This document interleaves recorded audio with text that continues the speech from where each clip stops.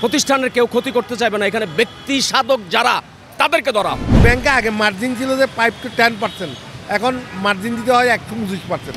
ব্যাংকের মধ্যে মানুষের আস্থা কমে গেছে। লকার থেকে স্বর্ণ চলে যাচ্ছে, ব্যাংক থেকে টাকা দিচ্ছে না, ব্যাংকের দুর্নাম ছড়াচ্ছে, ব্যবসা প্রতিষ্ঠানের দুর্নাম ছড়াচ্ছে। এগুলো তো হয় না। আমি চাইবো না আমার প্রতিষ্ঠানের দুর্নাম হোক, সরকার চাইবে না দেশের ক্ষতি হোক, প্রতিষ্ঠানের কেউ ক্ষতি করতে চাইবে না, এখানে ব্যক্তি সাধক যারা তাদেরকে ধরা হোক। আমি বলবো যারা ব্যাংকিং সেক্টরে আছে, ব্যাংকের সাথে জড়িত আছে, ব্যাংকের সাথে লেনদেন আছে, তারা ব্যাংক ছাড়া কোনো কাজ করতে পারবে না।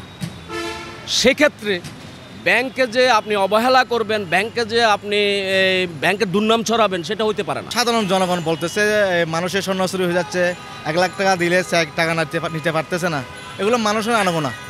কিন্তু বাস্তবে আমরা লেনদেন করতেছি, আমরা তো কোনো অসুবিধা দেখতেছি না। আমরা তো সুষ্ঠু সুন্দরভাবে দেখতেছি যে আমাদের লেনদেন হচ্ছে।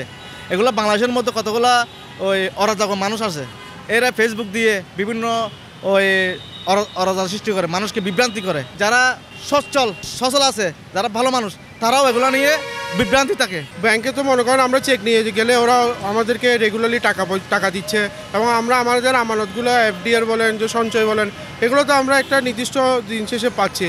এবং সবাই বলতেছে এই ধরনের ব্যাংক এবং কতিপয় ব্যাংকগুলো মানুষকে ক্ষতি করতে, আলটিমেটলি দিন শেষে ব্যাংকের উপরেই মানুষের আস্থাটা থাকা প্রয়োজন। লকারের মনে করেন লকারের 2টা পোর্শন থাকে। এখন আমার ব্যক্তিগত একটা চাবি থাকে, এখন ব্যাংকের কর্তৃপক্ষের একটা চাবি থাকে। এখন দুজনের চাবি যদি ইউজ না করেন তাহলে তো আপনার লকার অ্যাক্সেস করতে পারবেন না। এই ধরনের গুজবের বিরুদ্ধে বাংলাদেশ সরকারের এবং বাংলাদেশ ব্যাংকের মনিটরিং করা দরকার। ব্যাংকের মধ্যে মানুষের আস্থা কমে গেছে, কারণ ব্যাংকে যেটা মানুষকে যারা মানুষ যেভাবে সাপোর্ট দেবে, যেভাবে দেবে, কোনো কিছু পাচ্ছে না জনগণ।